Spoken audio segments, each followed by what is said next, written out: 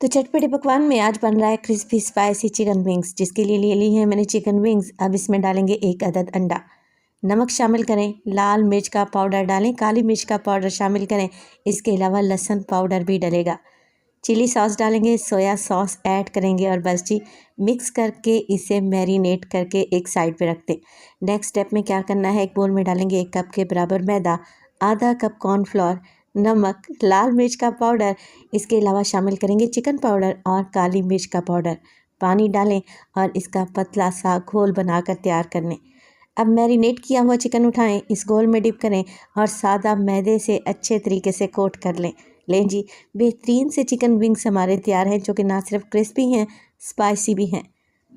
अब टाइम आता है इन्हें फ्राई कर लें, उलटते पुलटते हुए गोल्डन कर लें। बेहतरीन सा स्पाइसी चिकन फ्राई विंग्स तैयार हैं।